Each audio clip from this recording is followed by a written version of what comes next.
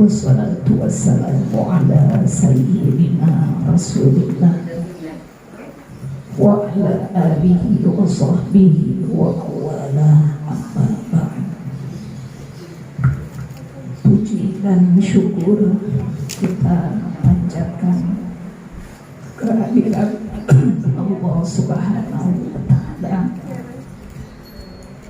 atas segala limpahan rahmat karunia, keberkahan, kebahagiaan, kemudahan, ketenangan qalbu yang Allah berikan kepada kita, salah satunya dengan irodahnya, dengan kehendaknya.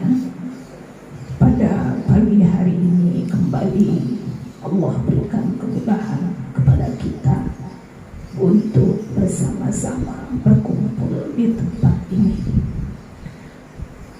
Semoga langkah kaki kita dari rumah terhitung sebagai amal shalih yang membawa kita pada kebaikan dan ketaatan. Salawat beserta salam semoga senantiasa Allah limpahkan kepada Rasulullah SAW, keluarga, sahabat, dan seluruh pengikutnya hingga akhir zaman. Hadirin, hari ini rasanya situasi sedikit memburuk ya. Setiap hari mulai muncul kembali kabar-kabar yang berlangsung gitu ya. Mulai datang kabar-kabar yang tidak mengenakan begitu, terkait dengan kembali meningginya wabah di negara kita. Maka kita mohon kepada Allah, mudah-mudahan kita ini termasuk yang diselamatkan dari wabah ini. Kemudian kita juga mohon kepada Allah, mudah-mudahan teman-teman kita, saudara-saudara kita, kerabat yang sedang diuji oleh Allah dengan wabah ini, mudah-mudahan Allah segera angkat penyakitnya. Allah berikan kekuatan dan kesabaran dalam menghadapinya, dan bumi ini kembali sehat ya, sehingga kita bisa melaksanakan aktivitas dengan tenang tanpa diikuti oleh ketakutan dan kekhawatiran, terutama karena sebentar lagi ibu sekalian kita akan menghadapi bulan Ramadan. Nah, kita tidak ingin bulan Ramadan ini berlalu seperti Ramadan sebelumnya. Kita ingin ibadah di bulan Ramadan ini penuh dengan keceriaan ya, penuh dengan kegembiraan, tidak ditakuti atau tidak diikuti oleh banyak kekhawatiran. Nah, maka kita mohon kepada Allah, ini penyebarannya sangat cepat ya. Kalau dulu angka 40.000, 50.000 per hari itu kasusnya menyeluruh se-Indonesia. Sekarang angka 40.000 itu dominan kan hanya di Pulau Jawa ya. Pulau-pulau yang lain kan belum, transmisinya tuh belum begitu cepat gitu ya di pulau-pulau lain. Tapi ini angkanya sudah tinggi. Bahkan di beberapa daerah ada yang satu kampung gitu hampir sekian ratus orang, 1.000 orang gitu. Tapi lagi-lagi ini adalah kehendak Allah yang harus kita sikapi dengan iman, yang harus kita sikapi dengan keyakinan gitu. Sambil kita terus minta perlindungan kepada Allah supaya kita termasuk yang selamat darinya. Nah, maka ibu sekalian, kalau bisa jangan sampai ditinggalkan zikir pagi dan petangnya. Ketika zikir pagi itu Bismillahirrahmanirrahim itu betul-betul diresapi dari hati. Bismillahi dengan menyebut nama Allah atau dengan memohon pertolongan Allah. La yadurru ma'asmihi syai'un, yang tidak dapat memberikan madarat apapun. Siapapun gitu ya, tidak akan mampu mendatangkan madarat kepada kita, tidak akan mampu mendatangkan keburukan kepada kita, makhluk apapun, selama kita bersama dengan Allah Subhanahu wa Ta'ala, selama kita meminta pertolongannya. Nah, itu dibaca 3 kali di setiap pagi, kemudian 3 kali di setiap petang. Namanya ini ikhtiar ruhiyah, ikhtiar kauniyah, kita jalankan dengan mematuhi prokes gitu ya. Ikhtiar ruhiyahnya pun harus kita jalankan, sebab antara ikhtiar kauniyah dengan ikhtiar ruhiyah itu harus berjalan dengan beriringan, begitu. Nah, itu ya Bu ya.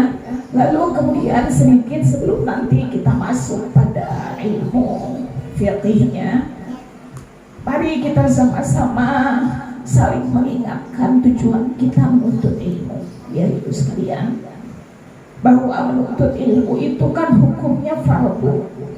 Menuntut ilmu itu hukumnya wajib atas setiap kaum muslimin. Allah Subhanahu wa Ta'ala berfirman, fas'alu ahlal dzikri in kuntum la ta'lamun. Bertanyalah kepada alim, bertanyalah kepada orang yang tahu, in kuntum la ta'lamun, kalau engkau tidak mengetahui satu ilmu. Lalu kemudian Rasulullah SAW beliau bersabda, beliau mengatakan, talabul ilmi fardhatun. Menuntut ilmu itu hukumnya fardhu, hukumnya wajib, fardhu ain. Setiap individu itu ditaklif, dibebankan kepadanya kewajiban untuk menuntut ilmu, ala kulli muslimin, atas setiap muslim.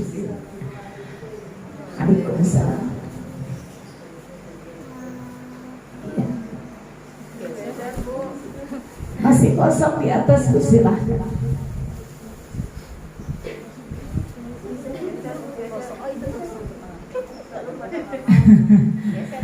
Ayo, jangan pele-pele, geser ya supaya rapi.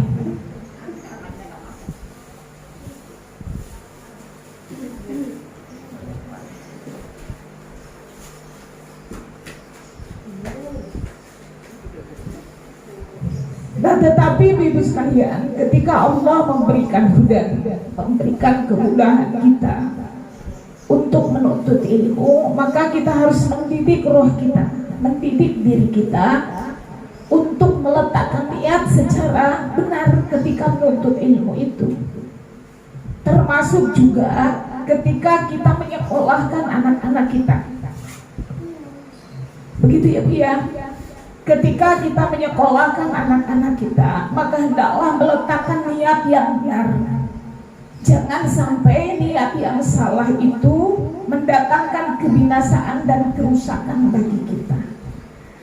Rasulullah SAW beliau bersabda, barang siapa seseorang menuntut ilmu, beliau mengatakan, karena 4 hal dakhalan nar, maka dia masuk neraka. Ini hati-hati ya. Rasulullah mengatakan barang siapa seseorang menuntut ilmu, ini termasuk niat kita menyekolahkan anak-anak, karena 4 hal dakhalan nar, maka dia masuk neraka. Apa saja 4 hal itu kata Rasulullah? Pertama, niat menuntut ilmu dengan tujuan untuk bermegah-megahan dengan ulama, atau dengan tujuan untuk bermegah-megahan mencari kesenangan dunia. Kalau tujuan kita menuntut ilmu untuk itu, Rasulullah mengatakan dakhalan nar.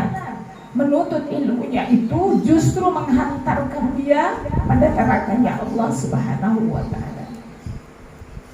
Kemudian yang kedua kata Rasulullah, tujuan menuntut ilmu yang kedua yang dilarang itu adalah untuk mendebat sufaha, untuk berbantah-bantahan dengan orang-orang bodoh.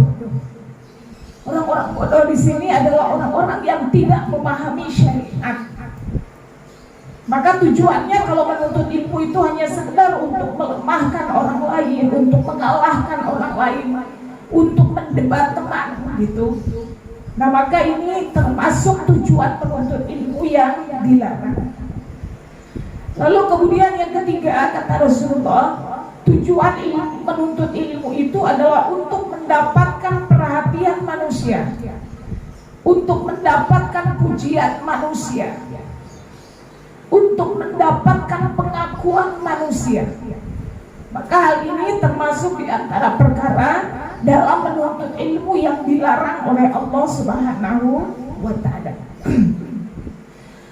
Dan yang keempat kata Rasulullah, barang siapa seseorang menuntut ilmu untuk mendapatkan kedudukan pada negara, maka ini termasuk yang disebutkan oleh Rasulullah. Ini kadang-kadang ibu sekalian, tujuan kita menyekolahkan anak-anak itu tidak lebih dari keempat hal ini. Kadang-kadang begitu.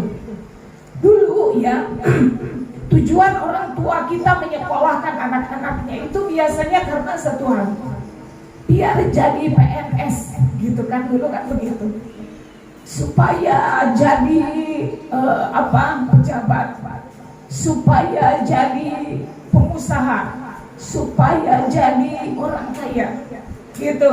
Dulu mindsetnya begitu. Tujuannya itu lebih kepada tujuan untuk mendapatkan dunia.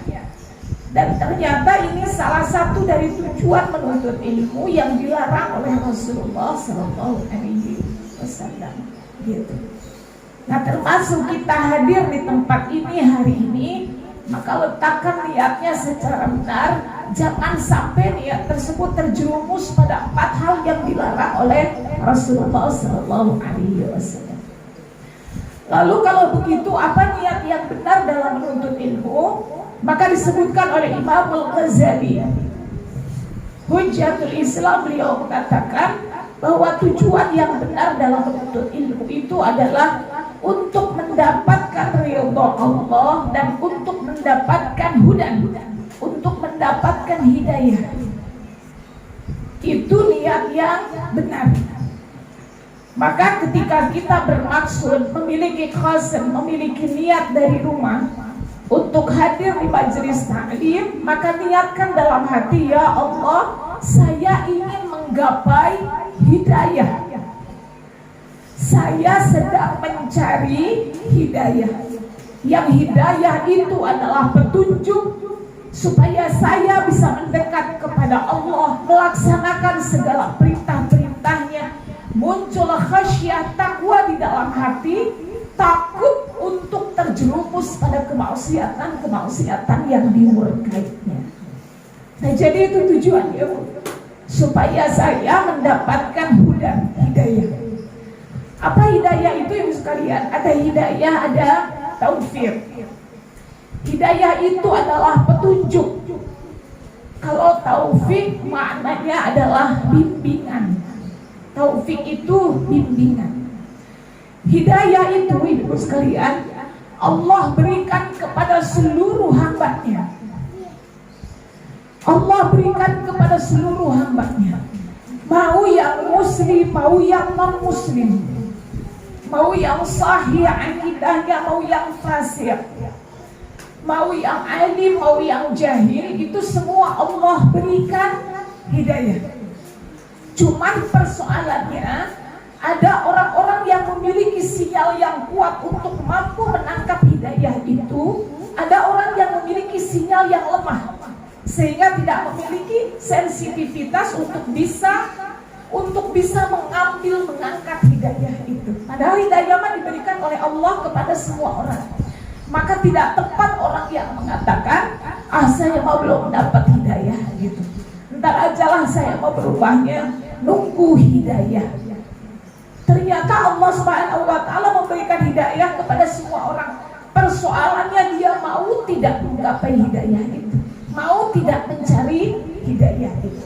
Nah ini tugas kasab seorang hamba menggapai hidayah tersebut. Nah berbeda dengan taufik ibu sekalian. Kalau taufik itu bentuknya bimbingan. Taufik itu bentuknya bimbingan. Kalau tadi Allah memberikan hidayah, maka lalu Allah memberikan taufik kepada siapa-siapa yang Allah kehendaki saja. Jadi taufik itu hanya diberikan terhadap siapa-siapa yang Allah kehendaki. Gitu. Ibaratnya begini Ibu sekalian, ibaratnya hidayah dan taufik itu seperti analoginya, seperti kita bermaksud untuk menuju ke satu tempat. Misalnya kita mau ke Geraha Lestari aja, ke rumahnya Bunda Syifa di sini. Di mana kajian Azkarin? Oh, di sana di Geraha Lestari gitu. Di Geraha Lestari itu hudan hidayah. Tapi dia tidak tahu, belum ada pengetahuan atas dirinya. Rute ke rumahnya Bunda Syifa itu ke arah mana saja itu dia belum tahu. Tapi kalau orang mendapatkan taufik, sekaligus juga dia mendapatkan rutenya. Misalnya dari pertigaan ke kiri, ketemu gerbang ke kiri lagi, ke kanan gitu. Jadi ada rutenya. Nah, bimbingan itulah yang disebut dengan taufik. Dan taufik itu hanya Allah berikan kepada siapa yang Allah kehendaki. Sehingga ketika seseorang sudah mendapatkan taufik, maka hendaknya dia menjaga, memelihara taufik itu, jangan sampai luput kembali darinya, jangan sampai kembali hilang darinya. Ketika orang sudah mendapatkan taufik, sebab Allah hanya memberikan taufik kepada siapa-siapa yang dikehendaki. Nah itu. Lalu kemudian kata Imam Al-Ghazali, Ibu sekalian, boleh kita ta'addud bin niyah ketika menuntut ilmu. Menuntut ilmu itu kan tadi tujuannya untuk menggapai ridha Allah, untuk mendapatkan hidayah. Tapi boleh kita ta'addud, boleh kita mempoli niat, atau boleh kita menggandakan, memperbanyak niat. Sebab innamal a'malu binniyat, bahwa setiap amal itu tergantung kepada niatnya. Maka semakin banyak niat yang kita tetapkan di dalam hati, maka semakin banyak pahala dan kebaikan yang ia dapatkan dari niat-niat tersebut. Nah, maka apa diantaranya niat-niat yang lain yang bisa kita tetapkan? Ada banyak sebetulnya Ibu sekalian, tapi paling tidak saya sebutkan 3 atau 4 hal saja. Pertama, kita boleh menambah niat di dalam hati. Tujuan kita menuntut ilmu itu untuk melaksanakan kewajiban kepada Allah. Itu niatnya. Allah Subhanahu wa Ta'ala melalui Rasulullah Sallallahu Alaihi Wasallam menyampaikan kepada umatnya bahwa menuntut ilmu itu hukumnya fardu. Sehingga ketika kita datang dari rumah untuk menuntut ilmu, maka niatkan ini untuk melaksanakan perintah Allah Subhanahu wa Ta'ala. Bahkan ini adalah perintah yang wajib. Tidak boleh kita hidup dalam kejahilan, tidak boleh kita hidup dalam kebodohan, sehingga kita berniat melaksanakan perintah Allah Subhanahu wa Ta'ala. Nah, ini adalah niat yang bisa dilintaskan di dalam hati. Kemudian yang kedua, boleh kita menambahkan niat itu menuntut ilmu untuk istirdaul malaikah, untuk mendapatkan ridhanya malaikat, untuk meraih cinta dan kasih sayang dari malaikat-malaikatnya Allah. Sering saya sampaikan, banyak amalan-amalan yang dicintai oleh malaikat-malaikat Allah. Termasuk salah satunya, malaikat itu sangat mencintai para thalabul ilm. Malaikat itu sangat mencintai para pencari ilmu. Rasulullah Sallallahu Alaihi Wasallam beliau bersabda, "Man salaka tariqan yaltamisu fihi ilman." Barang siapa seseorang menempuh jalan untuk menuntut ilmu, sahalallahu lahu tariqan ilal jannah, maka Allah akan memberikan kemudahan baginya untuk meraih surga. Kemudian Rasulullah mengatakan, innal malaikata, sesungguhnya malaikat itu la tadau ajnihataha ridan li talabil ilmi. Malaikat itu membentangkan sayapnya karena ridha kepada para penuntut ilmu. Saking ridhanya, saking cintanya malaikat kepada para talabul ilm, sampai malaikat itu membentangkan hanya karena ridha kepada para penuntut ilmu. Nah, hadis ini kemarin salah satunya saya mendapatkan pencerahan dari Ustazah Muna. Ada yang hadir pada Ustazah Muna itu ya. Beliau mengatakan maksud membentangkan di sini salah satunya adalah bahwa orang yang menuntut ilmu itu berjalan di atas sayapnya malaikat-malaikat Allah. Gitu. Jadi berjalan di atas sayapnya malaikat-malaikat. Saking cintanya nih malaikat kepada penuntut ilmu, sampai malaikat membentangkan sayapnya untuk dilalui oleh para penuntut ilmu itu. Gitu ya. Kemudian dalam hadis yang lain Rasulullah SAW mengatakan wa khaffat alaihimul malaikat. Di majlis ilmu itu dikelilingi oleh malaikat-malaikatnya Allah. Karena tadi ridwan, malaikat itu ridha kepada para penuntut ilmu. Nah, itu yang kedua. Kemudian yang ketiga, ibu sekalian, apa diantaranya niat kita dalam menuntut ilmu adalah liqalabi rahmah wal maghfirah wan najah minan nar, yaitu untuk mencari rahmat Allah, ampunan Allah, dan agar dijauhkan oleh Allah dari api neraka. Nah, itu tujuannya.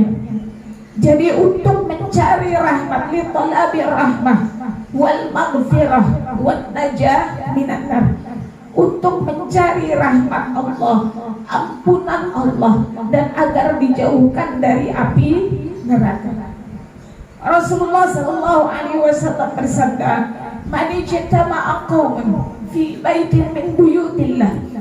Barang siapa satu kaum itu berkumpul di rumah-rumah Allah, yatluna kitab Allah, lalu dia membahas, mempelajari ilmu Allah, illa nazzalat alaihim sakinah, kecuali Allah pasti memberikan ketentraman kalbu kepada orang itu. Wa ghasyiyatuhur rahmah, lalu orang itu akan diliputi rahmat kasih sayang Allah Subhanahu wa taala. Nah, itu Rasulullah menyampaikan. Maka kita bisa meniatkan menuntut ilmu itu untuk liqalabi rahmah, untuk mendapatkan nazarah, mendapatkan pandangan dan kasih sayang Allah Subhanahu wa taala, untuk mencari maghfirah, mencari ampunan Allah, dan kita niatkan, niat saya menuntut ilmu itu supaya dijauhkan dari nerakanya Allah. Rasulullah SAW beliau bersabda, barang siapa ingin memandang orang yang Allah selamatkan dari api neraka, falyanzur ilal muta'allimin, kata Rasulullah, maka pandanglah wajah orang-orang yang menuntut ilmu. Gitu. Itu kata Rasul. Jadi beliau SAW mengatakan, barang siapa orang yang ingin melihat wajah-wajah yang diselamatkan Allah dari api neraka, falyanzur ila talabil ilm, maka pandanglah wajah orang-orang yang menuntut ilmu. Beliau menyampaikan seperti itu. Gitu. Nah, itu yang keberapa, Bu? Tambahan ya, tambahan yang ketiga.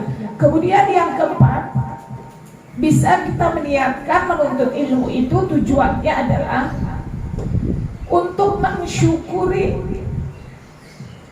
nikmat sehat wal farag, untuk mensyukuri nikmat sehat dan nikmat waktu luang.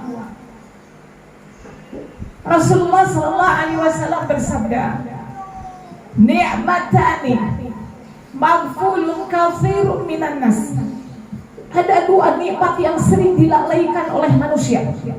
Di dua nikmat ini sering luput, sering dilalaikan, sering diabaikan oleh manusia. Maksudnya manusia itu luput untuk bersyukur terhadap dua nikmat ini. Nikmat apa saja kata Rasul? As-sihah. Manusia itu sering luput mensyukuri nikmat sehat. Luput, Bu. Orang sakit itu padahal pengennya, inginnya cuma satu, sehat. Tapi orang sehat, ibu-ibu sekalian, keinginannya banyak, keluhannya banyak. Padahal nikmat sehat ini tajun. As-sihah tajun. Sehat itu adalah mahkota. Dengan nikmat sehat kita bisa melakukan aktivitas apapun dengan pertolongan Allah, gitu.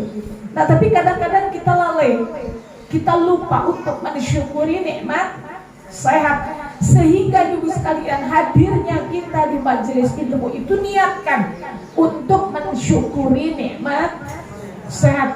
Yang kedua, kata Rasulullah, wal farag, manusia itu sering melalaikan untuk mensyukuri nikmat waktu luang, gitu. Sering kita lalai untuk mensyukuri farag, nikmat waktu luang.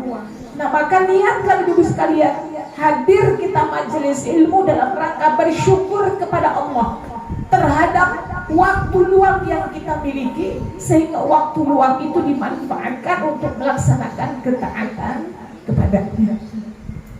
Nah, itu diantaranya niat-niat yang bisa kita tetapkan di dalam hati ketika kita bermaksud untuk mencari ilmu. Termasuk niat inilah yang kita tetapkan di dalam hati untuk menyekolahkan anak-anak kita, gitu. Motivasi anak-anak kita belajar itu dengan niat-niat yang benar. Jangan kita arahkan anak-anak kita itu dengan niat-niat yang bersifat duniawi.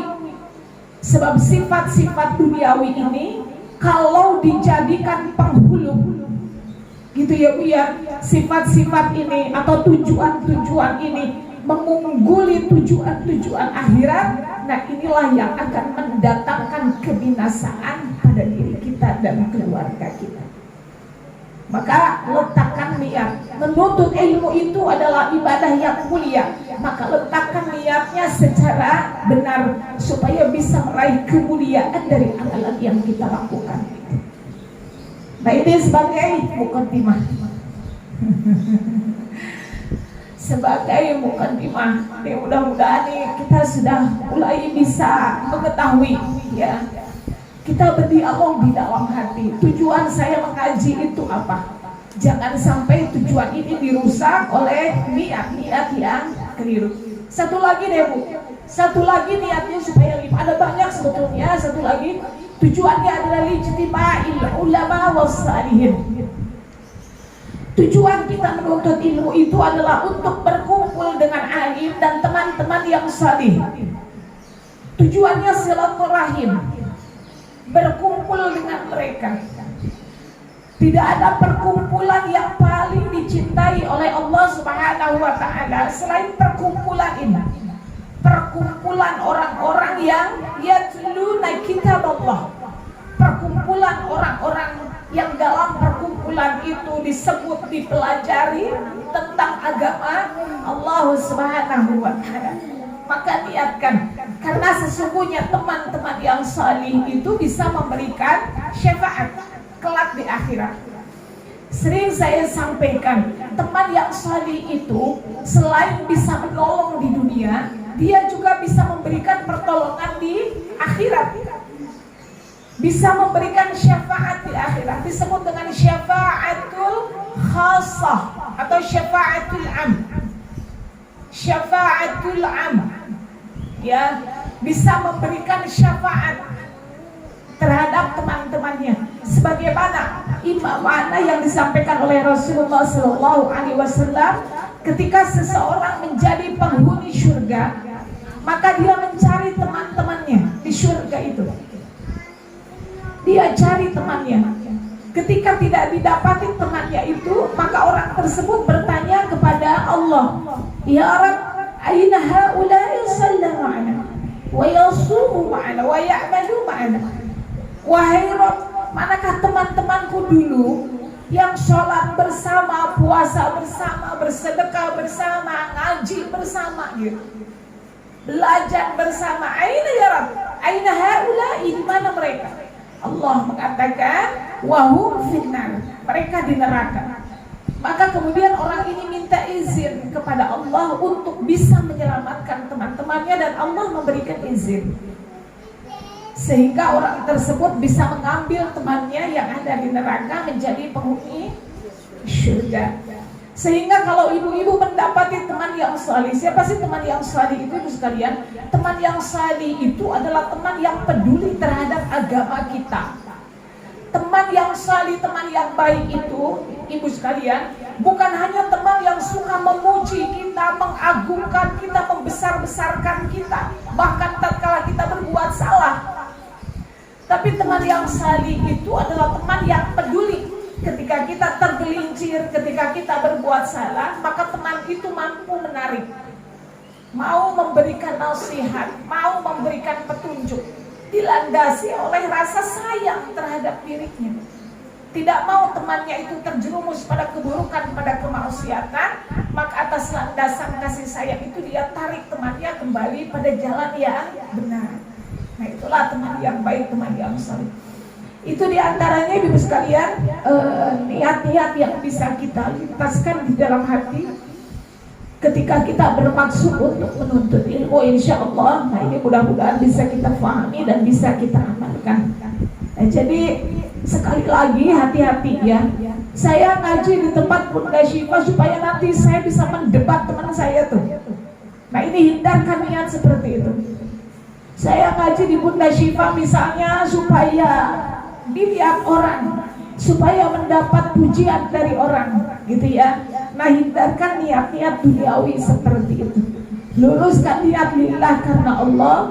Niat saya ngaji itu untuk menggapai hidayahnya Allah Subhanahu wa ta'ala. Nah, itu lanjut ibu sekalian pada materi fiqhnya. Kemarin kita sudah selesai membahas muqaddimah fiqh terkait dengan mabadi asyarah. Nah, terakhir kita bahas istidlal kemarin. Istidlal itu adalah sumber hukum yang dijadikan hujjah di dalam ilmu fiqh. Ada sumber yang pokok. Sumber yang pokok itu yang primer berasal dari Al-Quran dan Sunnah. Kemudian ada sumber sekunder, sumber tambahan, baik yang sumber tambahan itu yang muttafaqun alaih, yaitu ijma' dan qiyas. Kemudian ada yang mukhtalafih. Mukhtalafih ini artinya sumber hukum yang diperselisihkan. Sebagian ulama menggunakan, tapi sebagian ulama yang lain tidak menggunakan. Seperti misalnya istihsan, istishab, syar'un man qablana, qulu sahabi uraf, ya, syaddud tarai, maslahatul mursalah, dan yang lainnya. Nah, ini adalah sumber-sumber hukum yang mukhtalafih. Nah, hari ini ibu sekalian, kita mulai masuk pada fiqh muamalahnya. Yang kita pelajari kan fiqh muamalah. Apa fiqh muamalah itu? Muamalah itu sebetulnya secara luas itu terkait dengan hubungan manusia. Itu muamalah. Baik hubungan manusia dengan Allah,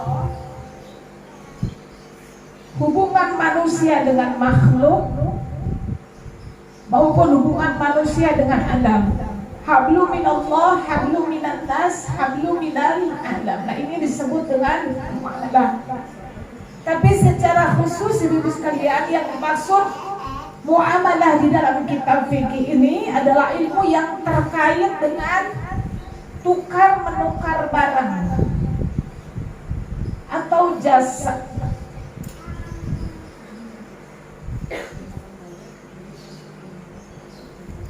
Nah, ini dibahas di dalam fiqh muamalah, tukar menukar barang atau jasa, ya. Ini khusus. Nah, kalau secara umum muamalah itu ya hablu minallah, hablu minan nas, hablu minal alam. Tapi di dalam kitab fiqh muamalah itu, nah ini khusus membahas terkait dengan ini, tukar menukar barang atau jasa. Nah, maka hal pertama yang akan kita pelajari hari ini, kita insya Allah akan belajar akad. Akad, ya. Sebelum nanti kita mulai masuk pada syarat, pada rukun, nah hari ini kita belajar akad. Apa itu akad, ibu sekalian? Akad itu bermakna ittifaq. Akad itu artinya ikatan. Itu akad. Akad nikah. Biasanya sih kalimat akad yang populer itu disebut dalam pernikahan, ya. akad nikah gitu. Maka akad nikah itu maksudnya adalah akad ikatan, ittifaq, kesepakatan gitu ya, yang dilakukan sehingga laki-laki dan perempuan itu sah menjadi suami istri, sehingga konsekuensinya sesuatu yang tadinya haram menjadi halal. Nah itu akad. Jadi akad itu ikatan, berasal dari kata aqda, jamaknya adalah uqud. Jadi akad itu masdar dari, bentuk masdar dari aqda. Nah kata akad ini disebutkan oleh Allah Subhanahu wa ta'ala di dalam surah Al-Maidah ayat yang pertama. Allah Subhanahu wa ta'ala berfirman, ya ayyuhalladzina amanu ufu bil uqud. Wahai orang-orang yang beriman, ufu bil uqud, tunaikanlah akad-akadmu. Nah akad di sini disebutkan oleh Allah dalam bentuk jamak. Jamaah itu artinya apa Bu? Banyak ya. Jamaah itu artinya banyak. Jadi uqud itu adalah akad-akad. Tunaikanlah akad-akadmu. Nah jadi itu makna akad. Di dalam fiqh muamalah ibu sekalian, akad itu sebagaimana disampaikan oleh Syekh Wahbah Zuhaili. Syekh Wahbah Zuhaili itu adalah seorang mufti. Beliau itu mufti atau faqih, ahli fiqih yang berasal dari Syuriah, termasuk di antara ulama khalaf. Beliau wafat tahun 2015, belum lama ya. 2015 beliau wafat, mufti dari Syuriah. Beliau adalah ahli fiqih, banyak kitab-kitabnya, karya-karya beliau tentang ilmu fiqih. Beliau juga ahli tafsir. Dan beliau juga menulis karya-karya yang lainnya gitu. Beliau mengatakan yang dimaksud dengan akad itu maksudnya adalah dalam muamalah ya. Akad dalam muamalah adalah ikatan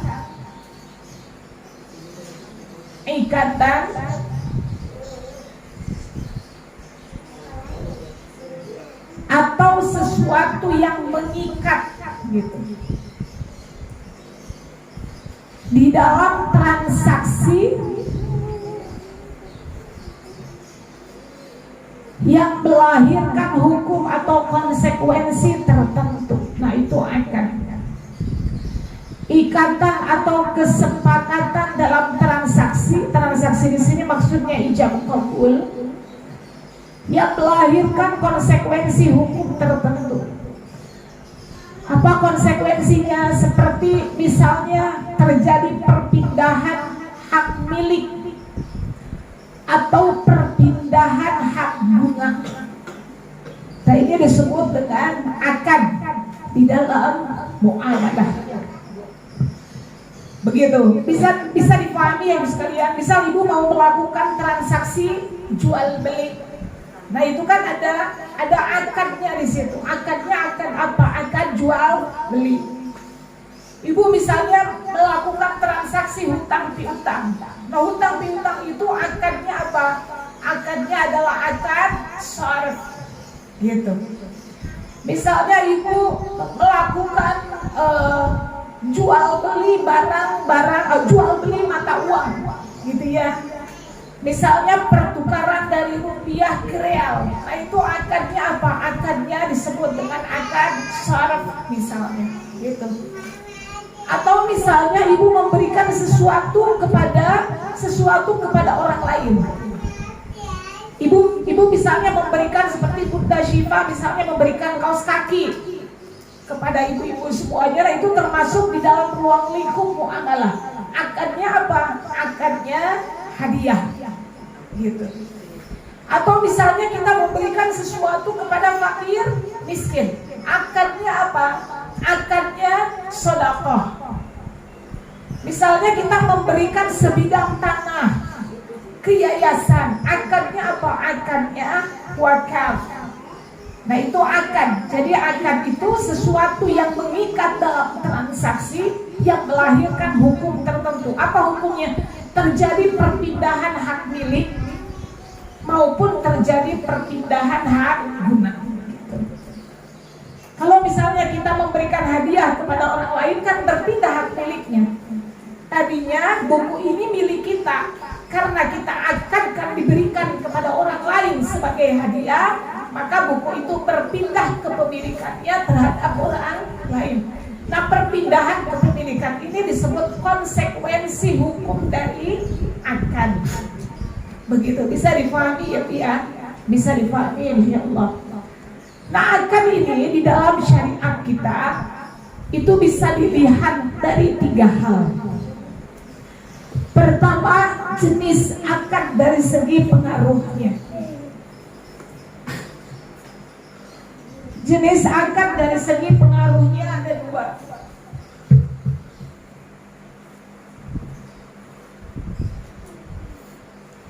Dari segi pengaruhnya,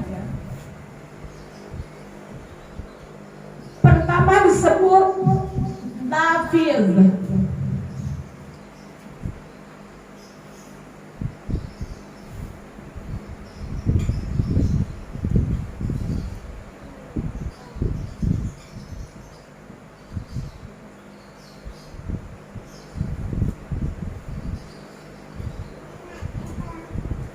Pertama disebut nafidh, akad yang nafidh.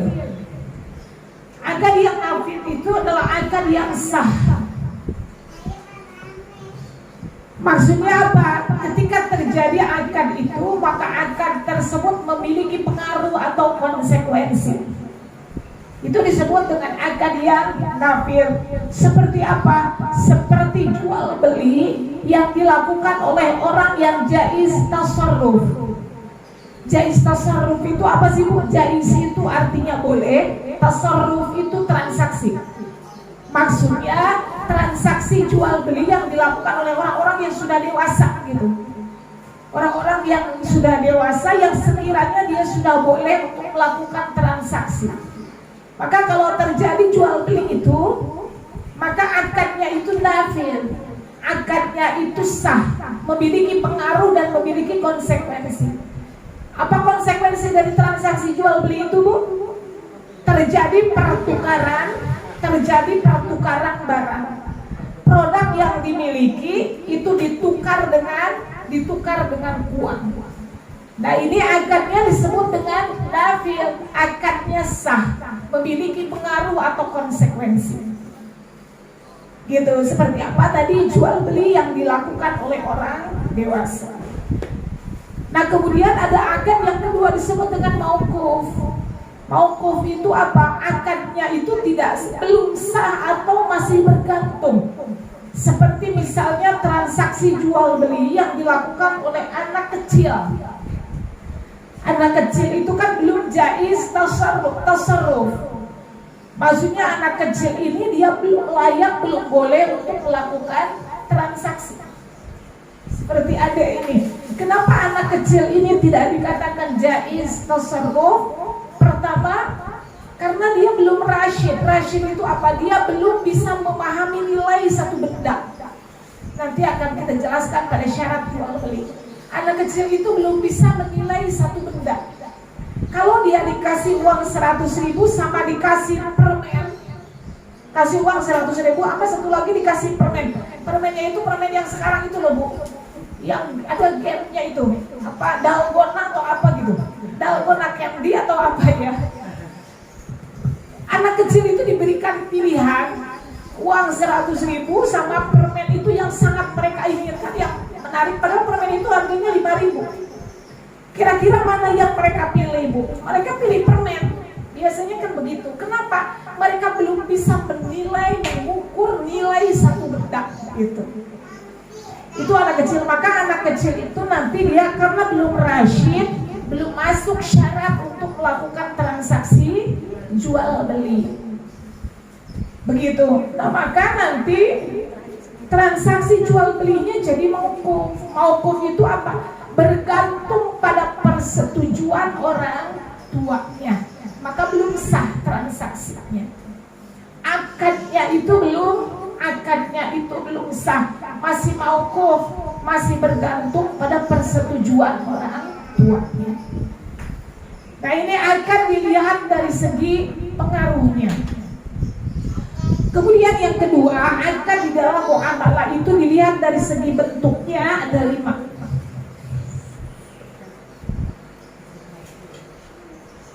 Dari segi bentuk, dari segi bentuknya akad itu dibagi 5. Pertama disebut dengan muawwadah.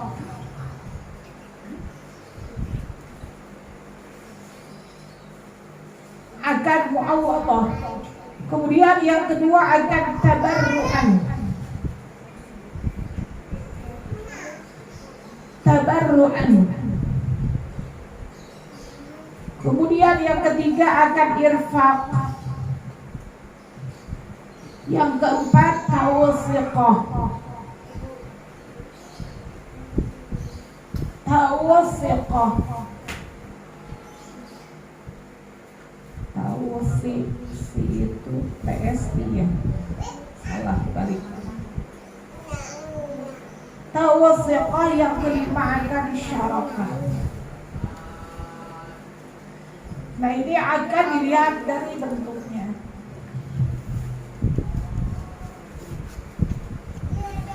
Ini mungkin bahasanya masih asing, tetapi nanti satu-satu kalau kita bahas, nah itu memang ada di ranah kehidupan kita sehari-hari gitu.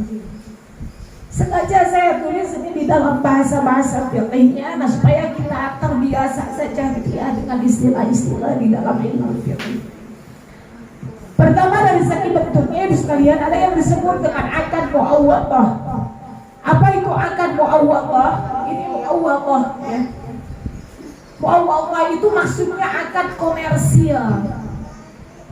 Akad komersial yakni akad yang bertujuan untuk mendapatkan keuntungan.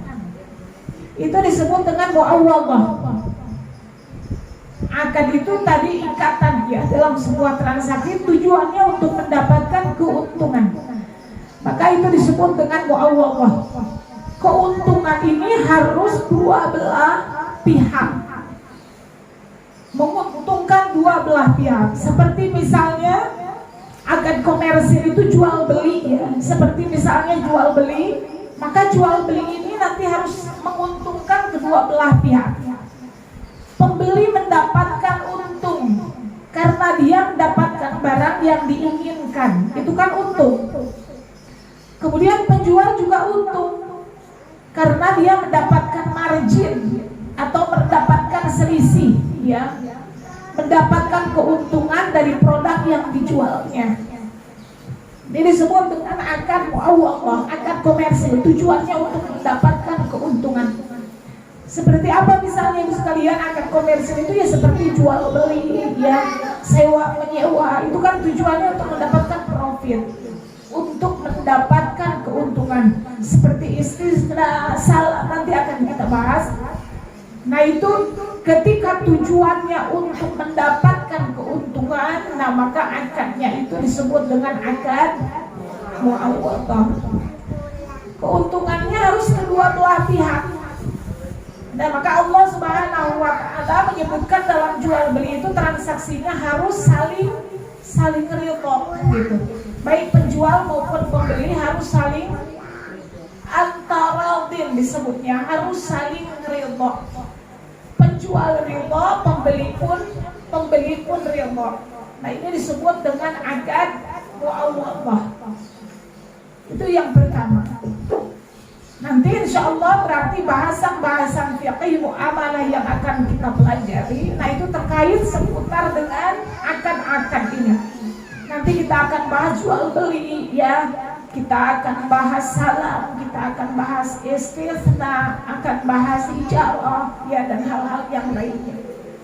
Itu seputar akad-akad ini. Kemudian yang kedua, akad yang kedua disebut dengan akad tabarru'an. Akad tabarru itu apa? Akad tabarru itu maksudnya adalah akad untuk membantu, bukan akad komersil. Bukan akad komersil, tabarru atau muawwana, akad untuk menolong, akad untuk membantu. Tidak ada tujuan untuk mendapatkan keuntungan. Nah ini disebut dengan akad tabarru'an. Seperti apa akad tabarrukan itu? Seperti misalnya infak. Infak juga akad, kan akad yang mesti diakadkan, mesti diniatkan. Sedekah, kemudian hibah, hadiah, wakaf. Nah, ini termasuk di dalam akad tabarruk. Kalau di dalam akad muawwadhah itu disyaratkan antarodin, harus saling ridha. Penjual ridha, pembeli ridha. Orang yang menyewa ridha, orang yang memberikan sewa pun mesti ridha. Harus ada kesepakatan gitu di antara mereka. Tapi kalau tabarru ini, Ibu sekalian, tabarruan ini itu tidak disyaratkan antarodin. Tidak disyaratkan kedua belah pihak mesti ridha. Yang ridha itu disyaratkan hanya yang memberi, sedangkan yang menerima tidak disyaratkan mesti ridha. Ini di dalam akad tabarrukan. Maka ketika ibu memberikan sesuatu kepada anak kecil misalnya gitu ya, disebut dengan hadiah atau disebut dengan hibah. Yang penting yang memberi itu ridha. Sedangkan anak-anak itu tidak disyaratkan ridhanya. Sehingga akad tabarrukan ini, Ibu sekalian, akad tabarruk ini karena tidak disyaratkan ridha, maka pemberian seseorang kepada anak-anak yang belum rasyid itu sah hukumnya. Sah. Contoh, misalnya kita memiliki anak, ya, kita memiliki anak. Maksudnya sah di sini tidak mauquf, tidak harus tergantung mau main HP. Tidak harus tergantung pada persetujuan orang tuanya. Nah, ini yang harus kita pahami. Tidak harus tergantung pada persetujuan orang tuanya. Kalau posisinya dia yang diberi. Contoh ibu sekalian, kita memiliki anak kecil, gitu. Pagi-pagi dia udah pergi karena kan daring, ya. Maksudnya nggak sekolah, gitu. Pagi-pagi sudah pergi main ke rumah tetangga sebelah kanan. Kita panggil, dek, misalnya mandi dek, makan. Kita panggil kan. Lalu kemudian dia bilang, udah mah aku udah dikasih makan sama tante, gitu. Tante tetangga sebelah kanan, udah mah aku udah dikasih makan. Tanpa sepengetahuan orang tuanya, sah tidak hibahnya, hadiahnya tetangga itu kepada anak kecil? Sah, karena ini akadnya tabarrukan, tidak mensyaratkan ridha terhadap orang yang menerima. Begitu siang, misalnya ini pergi lagi bu, habis mandi dia pergi lagi main. Siang itu kita panggil lagi untuk makan siang. Begitu dipanggil dia bilang, udah mah aku udah dikasih makan sama tante yang sebelah kiri.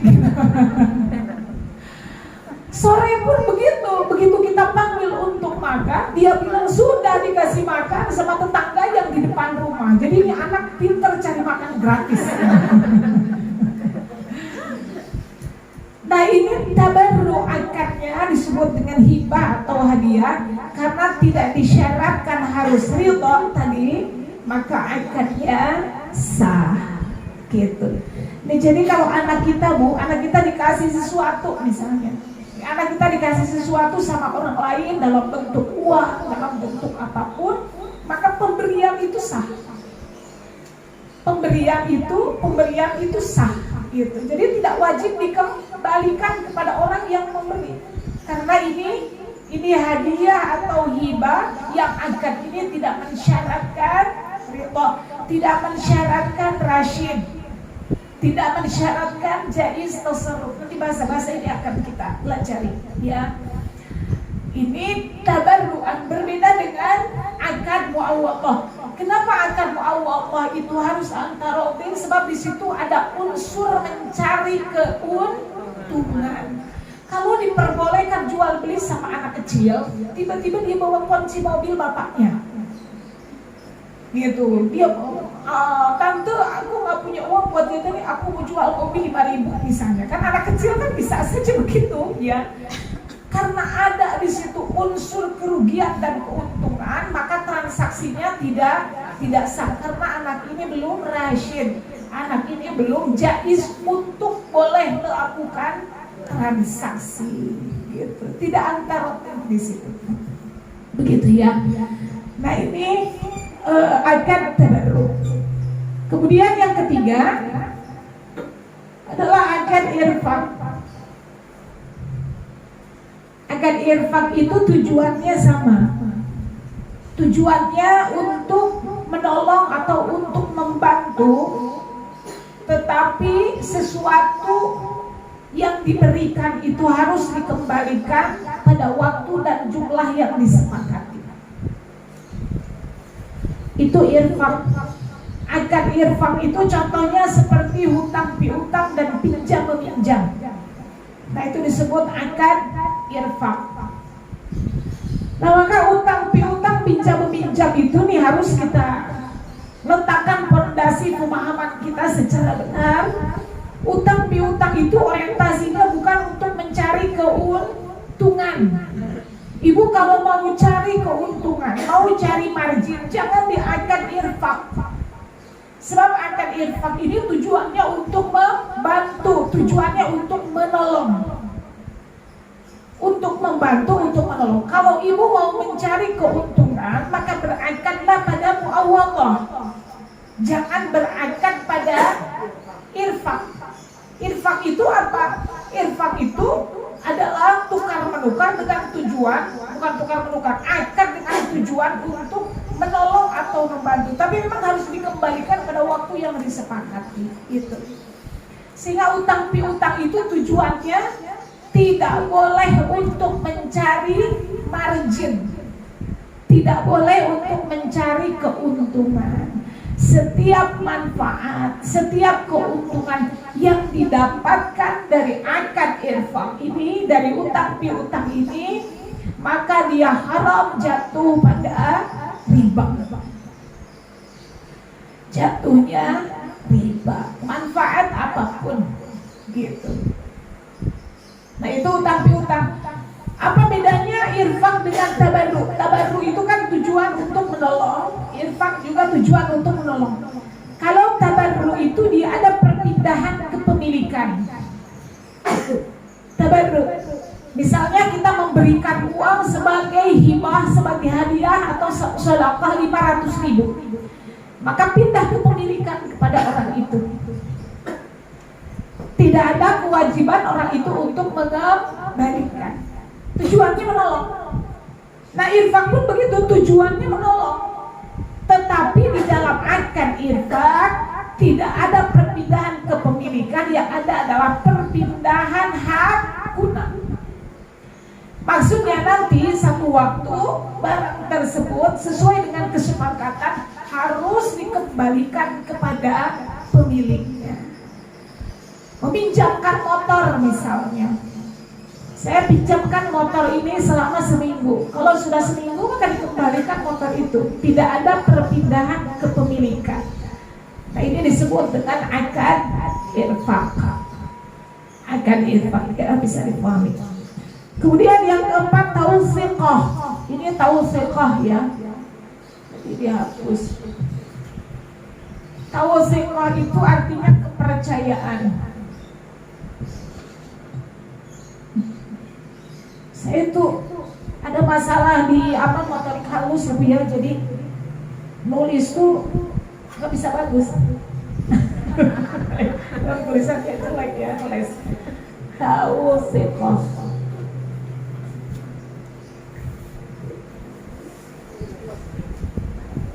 Tawsiqah itu akan kepercayaan.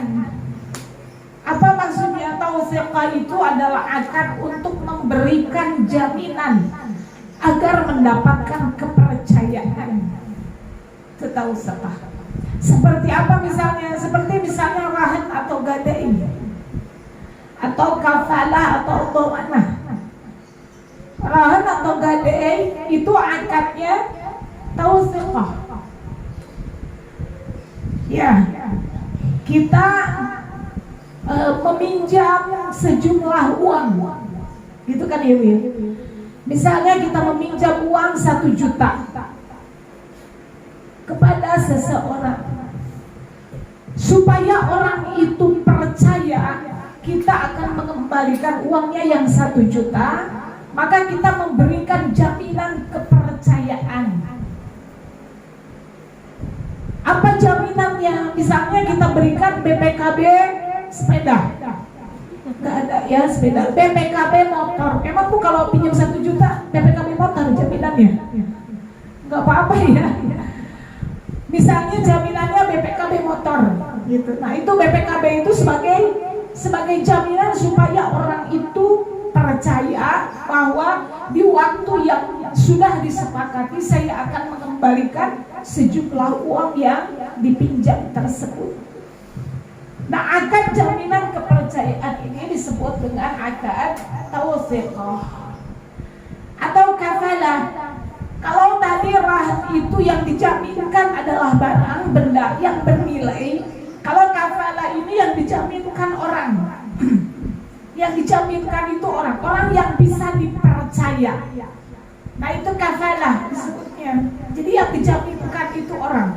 Jaminannya apa? Jaminannya misalnya fulan, orang yang dipercaya gitu. Orang yang dipercaya. Nah itu termasuk dalam akad tawthiqah. Lalu yang terakhir, sekalian yang terakhir syarakah. Akad syarakah. Apa itu akad syarakah? Syarakah itu maksudnya adalah akad untuk bekerja sama. Disebut dengan syarakah. Syarakah itu artinya kerjasama. Akad syarakah ini kalau dia untung kan berarti kan kerjasama antar dua belah pihak atau lebih. Itu disebut dengan syarakah. Kalau untung maka keuntungannya dibagi bersama. Pembagiannya itu sesuai dengan kesepakatan di awal. Tetapi kalau rugi, maka kerugian itu pun ditanggung bersama. Nah ini yang disebut dengan syarakah. Akad bekerja sama kedua belah pihak atau lebih, yang ketika untung keuntungannya dibagi bersama, ketika rugi maka kerugiannya ditanggung bersama. Seperti apa syarakah ini? Seperti akad musyarakah atau mudharabah. Apa musyarakah itu Ibu sekalian? Musyarakah itu kerjasama antara kedua belah pihak, yang kedua belah pihak itu sama-sama memberikan modal. Itu disebut musyarakah. Misalnya ibu bekerja sama dengan tetangga untuk membuka rumah makan, gitu. Untuk membuka rumah makan, misalnya bekerja sama nih dengan seseorang. Masing-masing kedua belah pihak ini mengeluarkan modal. Si A mengeluarkan modal, si B mengeluarkan modal. Nah cuma nanti besaran modal itu nanti tergantung kemampuan masing-masing pihak. Maka nanti pembagian keuntungannya pun tergantung nanti modal yang diberikan, sehingga nanti keuntungan itu disepakati di awal. Nah ini disebut dengan musyarakah. Ini kan kita sering terjadi Bu kayak begitu ya dengan teman. Misalnya sampai dalam bentuk yang paling sederhana, dalam bentuk yang paling kecil, tetapi kerjasama seperti ini sering kita lakukan. Cuman kalau kita sebut musyarakah gitu, nah ini kan kita tidak paham. Padahal pada prakteknya kita semua sering melakukannya. Hanya istilahnya saja kita yang tidak paham. Gitu. Musyarakah. Kalau mudharabah itu apa Ibu sekalian? Kalau mudharabah itu bedanya dengan musyarakah. Tadi musyarakah kedua belah pihak sama-sama memberikan modal. Kalau mudharabah itu satu pihak sebagai sahibul mal, satu pihak sebagai pemilik modal, pihak yang kedua sebagai mudharib atau pengelola. Nah ini disebut mudharabah. Jadi satu pihak tidak memberikan modal, tetapi dia mengelola. Gitu, seperti si A punya uang 50 juta, si B tidak punya uang, tapi dia punya skill, punya kemampuan. Misalnya punya kemampuan untuk menjual bakso, membuat bakso, meracik bakso gitu. punya skill, punya kemampuan itu. Lalu kemudian si A ini memberikan modal kepada si B untuk dijalankan unit usahanya menjual bakso misalnya. Nah, kerjasama seperti ini, syarokah seperti ini, akadnya tadi syarokah, bentuk kegiatannya disebut dengan mudharabah. Jadi kalau mudharabah mah tidak semua memberikan modal. Satu pihak sebagai sahibul mal, satu pihak pemilik harta, pihak yang lain disebut mudharib, yakni orang yang mengelola harta tersebut menjadi satu unit usaha. Nah, itu disebut mudharabah. Ini juga sering ya Bu ya terjadi. Nah, hati-hati, nanti akan kita bahas mudharabah ini. Ini kebanyakan yang terjadi, sahibul mal itu nggak mau rugi, kan begitu. Saya pinjemin uang 50 juta misalnya, pokoknya pengen balik lagi tuh duit 50 juta, mau untung kayak mau rugi kayak, ini mah bukan mudharabah namanya, tapi akadnya qard. Kalau akadnya qard berarti dia tidak boleh mengambil untung, kelebihan atau manfaat dari uang yang dipinjamkannya itu. Tapi kalau mudharabah akadnya, seandainya nanti ternyata jualannya rugi, uangnya hilang gitu, maka sahibul mal ini pun harus menanggung kerugiannya. Maka kalau tidak mau rugi, uang 50 juta itu nggak mau hilang, akadnya jangan syarat aja kan mudharabah, tetapi akadnya qard, hutang piutang gitu ya. Nah, ini disebut dengan akad syarokah. Bisa dipahami ya Bu ya, akad ini ya, akad muawwadah, akad tabarru, akad infaq, tawfiq, syarokah. Nah, jadi ini yang akan kita bahas dalam fiqh muamalah. Ini akan kita bahas nanti poin-poinnya dari kelima akad ini. Apa itu, bagaimana bentuk mudharabah, bagaimana itu hibah. Hibah orang tua ke anak itu seperti apa, bagaimana caranya, bagaimana kaifiahnya, termasuk waris nanti insyaallah akan kita bahas. Sebab waris itu termasuk juga akad tabarruk, pemberian ya secara otomatis orang tua kepada anak. Apa bedanya hibah dengan waris? Kalau hibah diberikan ketika orang tua masih hidup, masih sehat. Kalau waris itu jatuh secara otomatis ketika orang tua wafat. Ada juga satu lagi wasiat. Wasiat itu apa? Wasiat itu transaksi yang dilakukan ketika orang tua masih hidup, tapi perpindahan kepemilikannya terjadi ketika orang tua sudah wafat. Kan orang tua kepada orang ya yang sudah wafat. Sebab nanti wasiat itu akan kita bahas, wasiat itu tidak boleh diberikan kepada ahli waris. Mau minum itu minum. Oh, dari tadi dengan minum lupa. Ini susunya dari minum. Ada susu di plastik yang sudah tadi. Nah, jadi poin-poin itu nanti insya Allah seperti bagaimana hibah, bagaimana infak, bagaimana zakat ya, bagaimana. Nah, itu dibahas dalam akad tabarruk. Nanti insya Allah satu-satu akan kita bahas. Nah, jadi di buku ini, nah ini hanya panduan kecil ya. Nanti secara luas, nanti insya Allah pembahasannya akan kita detailkan nanti pada setiap pertemuan insya Allah. Nah, ini bisa dipahami ya, gitu. Lalu yang ketiga, akan dilihat dari segi keterikatannya. Pertama disebut dengan akad yang lazim. Akad yang lazim itu maksudnya akad yang mengikat, tidak bisa dibatalkan kecuali ada perjanjian atau kesepakatan. Itu disebut lazim. Seperti apa misalnya dalam transaksi jual beli. Jual beli itu akadnya lazim. Maka kalau ada keterangan barang yang sudah dibeli tidak boleh dikembalikan, itu benar Bu. Sebab memang jual beli itu akadnya dia lazim. Lazim itu artinya mengikat. Kecuali di awal kita ada kesepakatan. Misalnya begini, Bu, ini nanti kalau bajunya kekecilan saya tuker ya, gitu. Nah, kecuali kalau ada kesepakatan di awal begitu, nah baru boleh ada pengembalian. Tapi pada umumnya jual beli itu akadnya dia lazim mengikat, gitu. Kemudian yang kedua, ada bentuk akad yang jaiz. Ini dari segi mengikat atau tidaknya ya. Jaiz itu apa? Jaiz itu maksudnya akad yang tidak mengikat, bisa dibatalkan salah satu pihak, itu disebut akad yang jaiz. Seperti apa? Misalnya utang piutang, pinjam meminjam, itu akadnya jaiz. Irfaq itu akadnya jaiz. Tidak seperti muawwadah, tidak seperti muawwadah. Tidak seperti muawwadah.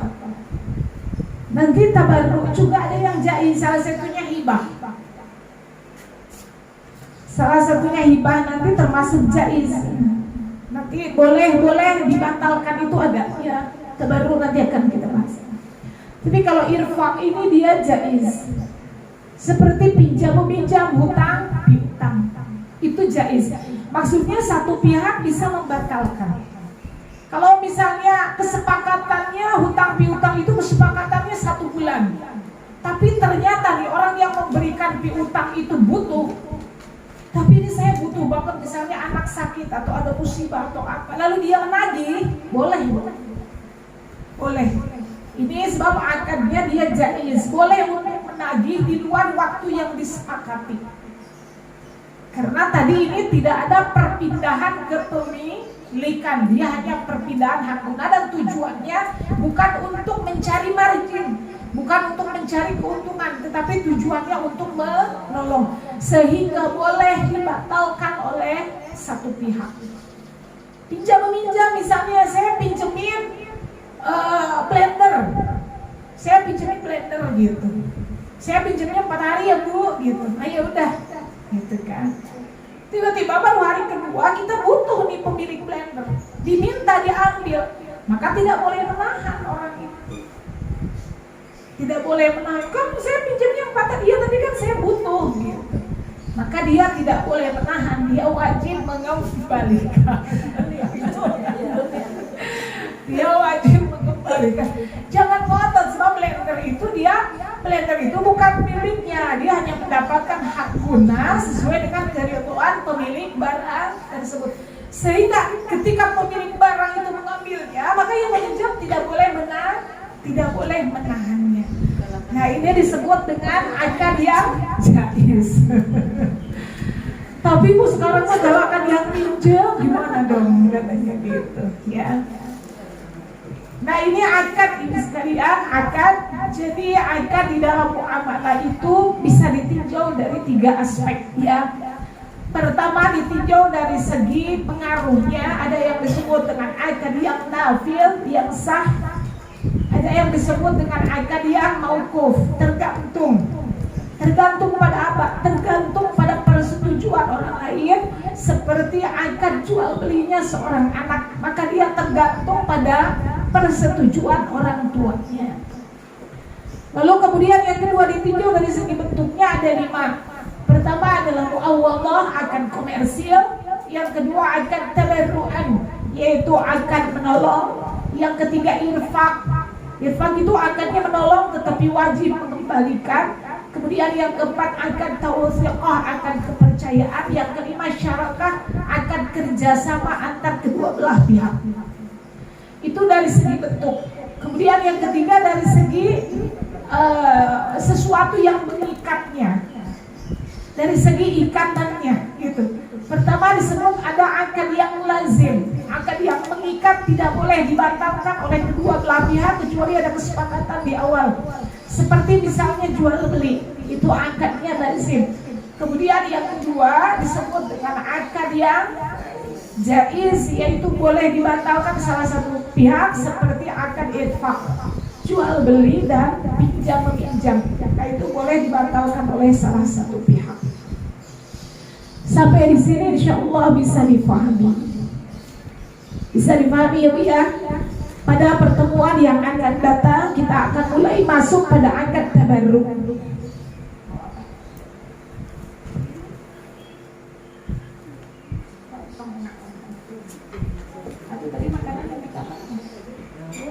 akad ya boleh. Iya. Yang akad taufiqah ini kan jam Taufiqah, taufiq pakai sa, taufiqah. Taufiqah sebentar. Pakai sa. Saya kurang jelas ininya. Jadi taufiqah.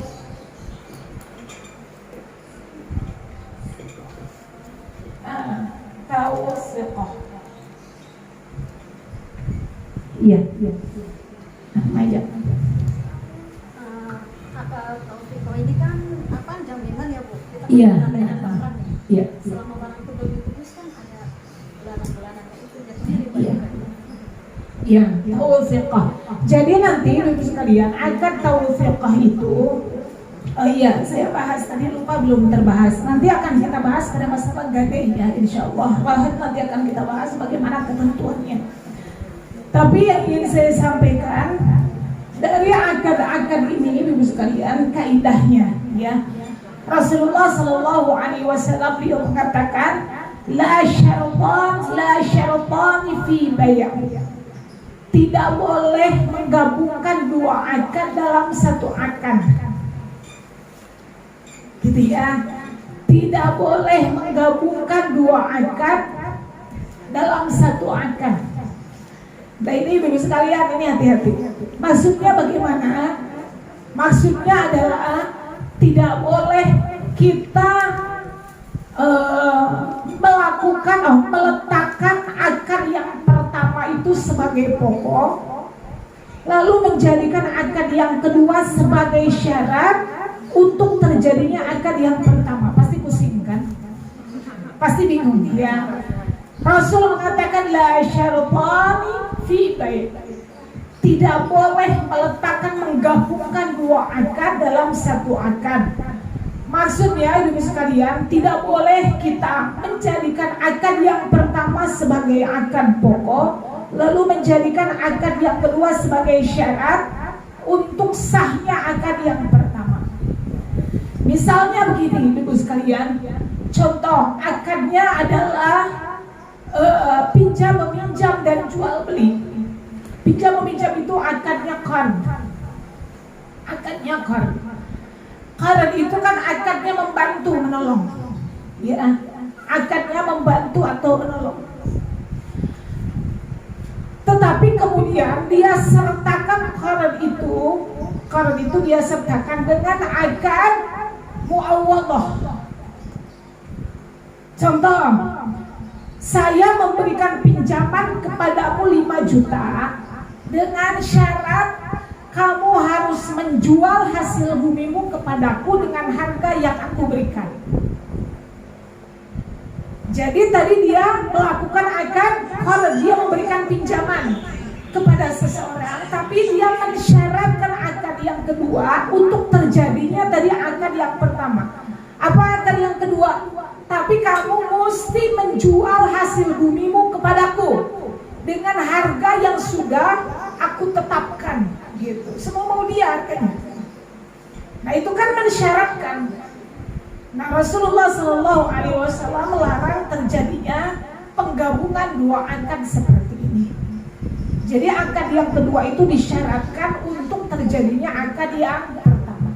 Saya pinjemin uang kalau di sinetron, saya pinjemin uang tapi nanti anak kamu mesti nikah sama saya. Kan kalau di sinetron begitu. Nah ini kata Rasulullah, la syartan tidak gitu. Jangan menggabungkan dua akad dalam satu akad, karena pasti nanti tidak akan ada al-taradhi di situ. Tidak akan ada saling ridha. Pasti syarat yang kedua itu memberatkan. Cuma bagaimana dia mau menolak, dia butuh kan begitu. Saya mau menjual rumah ini. Saya mau membeli rumah ini. Sering kejadian begitu. Saya mau beli rumah ini. Akadnya baik jual beli muawwadhah. Tapi nanti kalau sudah saya beli, kamu harus kontrak di rumah ini. Akadnya sewa. Akad sewa itu disyaratkan untuk terjadinya keabsahan pada akad yang pertama. Nah ini Rasulullah melarangnya. Nah tapi ada akad yang boleh digabungkan dengan semua akad, yaitu akad tawfiqah. yaitu akad tawsiqah. Akad tawsiqah ini dia boleh bergabung dengan akad-akad yang lainnya. Apa sih tawsiqah? Itu jaminan kepercayaan. Tawsiqah misalnya dengan muawwadah. Muawwadah di sini jual beli secara kredit misalnya gitu ya. Jual beli secara kredit. Misal kita membeli sesuatu tapi dengan cara kredit. Maka orang yang memberikan kredit itu kan membutuhkan jaminan kepercayaan. Begitu, membutuhkan jaminan kepercayaan. Bener nggak nih terbayarnya? Dibawa lari nggak nih barangnya? Biasanya apa Bu yang dijaminkan? Kalau kredit motor biasanya yang dijaminkan BPKB-nya. Kalau kita istilahnya BPKB-nya ditahan. Ya bukan, kita kalau kredit motor tahan Bu BPKB-nya, nggak langsung diserahkan. Tapi diserahkannya kapan? Diserahkannya nanti sesudah pelunasan. Maka fungsi atau posisi BPKB itu adalah sebagai rahan, sebagai barang jaminan akannya tawsiqah. Bolehkah itu akad tawsiqah digabungkan dengan akad bai, dengan akad jual beli? Maka kalau tawsiqah diperbolehkan. Gitu ya. Tawsiqah dengan tabarru juga boleh. Tawsiqah misalnya dalam hibah atau dalam wakaf. Lalu di situ ada jaminan, misalnya jaminannya kafalah, di situ orang yang dipercaya. Benar kan hibahnya nanti akan diberikan gitu. Nah, maka ini diperbolehkan. Tawsiqah di dalam irfaq juga diperbolehkan, Bu. Tawsiqah. Misalnya kita meminjam sejumlah uang, kan itu masuk dalam akad irfaq. Tapi kan orang itu nggak begitu saja percaya kalau memang nominal pinjamannya itu besar, gitu. Kalau nominalnya besar, misalnya saya pinjam uang 50 juta, ya udah tapi mobilmu taruh di sini. Maka mobil itu posisinya sebagai rahan, barang jaminan, supaya orang itu percaya orang tersebut akan mengembalikan utangnya. Itu boleh. Dalam syarakah pun begitu. Tawsiqah di dalam syarakah pun diperbolehkan. Akad kerjasama supaya percaya nih kedua belah pihak, lalu di situ ada rahan, ada jaminan. Nah, maka itu diperbolehkan. Maka satu-satunya akad yang bisa masuk pada akad-akad yang lainnya, maksudnya bisa digabungkan dengan akad-akad yang lainnya, adalah akad tawsiqah. Adapun menggabungkan kedua akad yang lain, yang satu sebagai pokok, yang satu mensyaratkan untuk terjadinya keabsahan akad yang pertama selain tawsiqah, maka kata Rasulullah SAW, la syartani fi bay'. Tidak boleh menggabungkan dua akad dalam satu akad. Karena kalau terjadi penggabungan itu, maka dipastikan tidak ada antara tim. Antara tim itu tidak ada ridha, karena cenderung merugikan salah satu pihak. Begitu.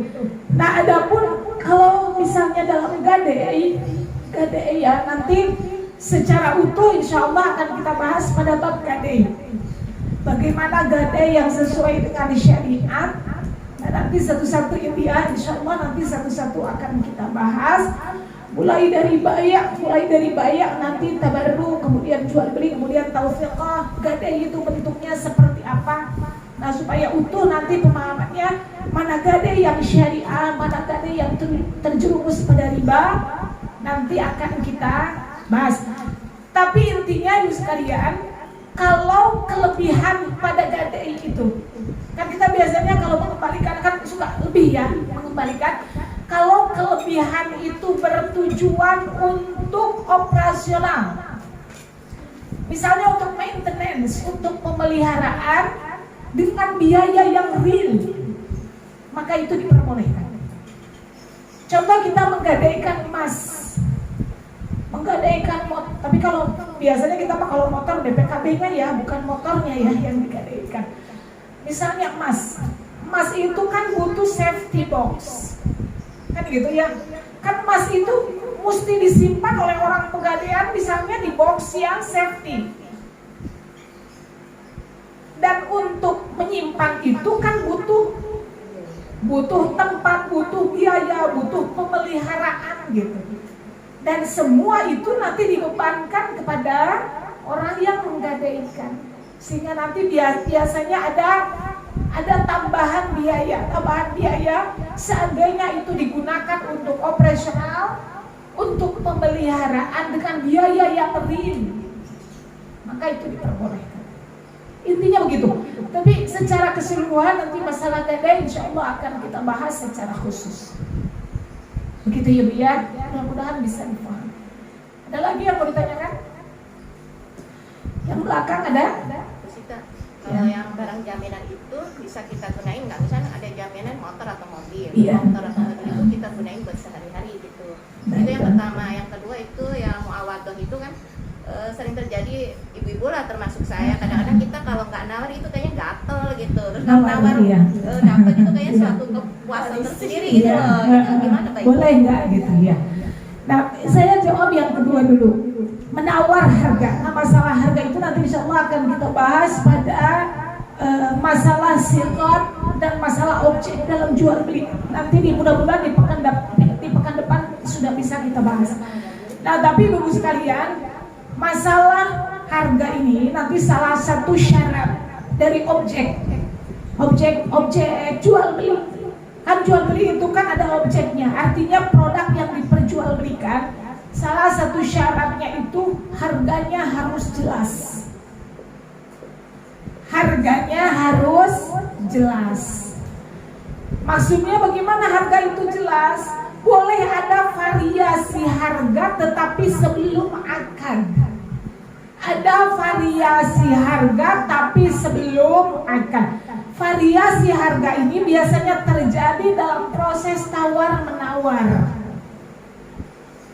Penjual memberikan harga, berapa tas ini harganya 300.000 gitu. Bukan harga yang pertama ya, 300.000. Lalu kemudian kata si pembeli, malah bang 300.000. Kemarin tetangga saya beli cuma 200.000 misalnya. 200.000 aja ya gitu. Nah itu penawaran harga, itu disebut dengan variasi harga. Lalu kata si abang, tambahin deh gocap lagi kan biasanya gitu. Tambahin deh gocap lagi. Terus ujungnya kata si Pak, yaudah saya tambahin gocap 255 ya gitu. Terus kata penjual, yaudah gitu, marhaban gitu, yaudah ambil gitu tasnya. Nah itu kan variasi harga. Kalau variasi harga itu terjadi sebelum akad, sebelum terjadi transaksi, sebelum terjadi ijab qabul, maka itu diperbolehkan. Termasuk variasi harga cash and credit. Kalau cash berapa harganya, kalau kredit berapa harganya. Itu variasi harga sebelum terjadi akad itu diperbolehkan. Yang tidak boleh itu terjadinya variasi harga sesudah akad, karena akad itu artinya ittifaq tadi, sudah ada kesepakatan, sudah ada antarodin. Tiba-tiba sudah ada kesepakatan, 2 hari berikutnya telepon tukang tas, Bu nggak jadi, saya jual 255.000, saya jualnya 300.000, Ibu kurang ya. Nah itu kan terjadi sesudah ijab qabul, terjadi sesudah akad, sesudah kesepakatan. Atau misalnya nanti kalau kredit ya, kalau kredit misalnya nanti sesudah 5 tahun harganya berubah, sesudah 10 tahun harganya berubah gitu. Nah ini ketika terjadi sesudah kesepakatan, ini variasi harga yang terlarang. Tapi variasi harga seperti proses tawar-menawar yang terjadi sebelum akad, maka itu diperbolehkan. Termasuk perbedaan harga antara cash and credit. Cash misalnya kalau jual kerudung cash 70.000, kalau kredit 100.000, boleh tidak? Variasi boleh Bu, boleh seperti itu. Kenapa? Ialah harus dibedakan cash berapa, kredit berapa. Kenapa? Sebab kalau kredit itu ada jarak waktu di situ, yang jarak waktu itu bisa menimbulkan kerugian kepada penjual. Gitu. Maka penjual harus memperhitungkan kerugian itu. Ada inflasi, ada penurunan nilai uang, ada penurunan nilai harga, atau ada kenaikan nilai harga. Tapi itu mesti terjadi sebelum terjadinya akad. Maksudnya begini, jangan sampai gharar itu ada ketidakjelasan, ya. Ibu ambil kerudung misalnya, di situ tidak jelas kesepakatannya, mau mengambil harga cash atau harga kredit. Penjual menganggap ibu ini mengambil cash, tapi orang tersebut maksudnya kredit karena tidak ada kesepakatan di situ. Nah, ini yang tidak diperkenankan. Gitu. Tapi kalau di awal sudah disepakati, ya sudah, saya ambil kredit ya. Ambil kredit berarti kredit harganya 100.000 1 bulan. Kan Bu, jarak 1 bulan 30 hari itu kalau misalnya dia beli cash, itu uang itu udah diputar berkali-kali, udah harusnya menimbulkan profit yang lebih besar. Gitu. Maka dalam hal Islam, hal seperti ini diberikan perlindungan kepada penjual untuk mendapatkan haknya. Seperti rumah misalnya, kredit rumah, cash dengan kredit, ya beda lah Bu harganya. Kalau cash misalnya 400.000, kalau kredit misalnya 1 M. Karena apa? Selama 15 tahun itu terjadi kenaikan nilai barang.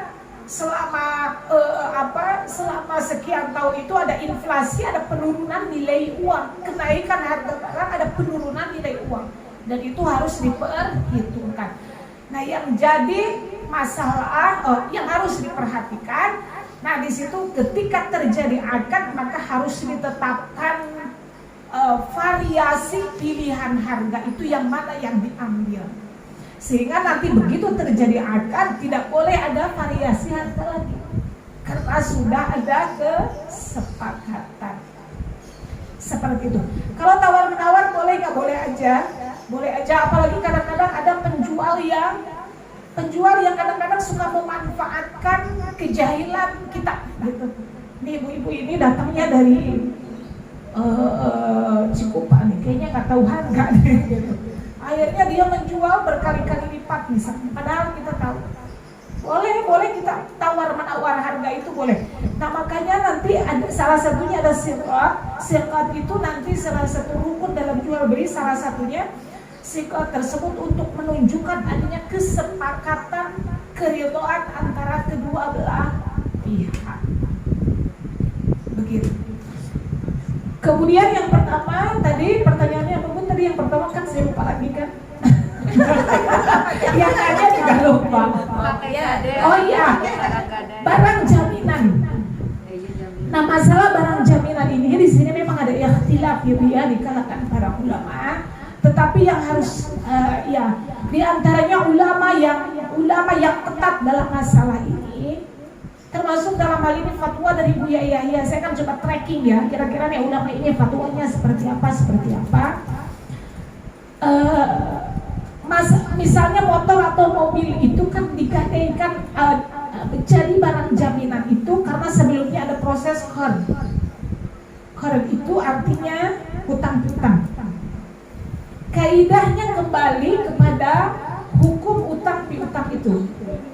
Yakni kullu qardin jarra naf'an fahuwa riba.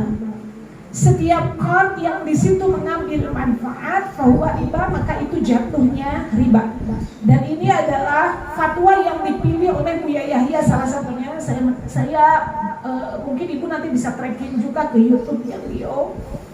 Beliau termasuk yang mengharamkan menggunakan barang jaminan karena termasuk mengambil manfaat dari qard, dari hutang piutang, gitu.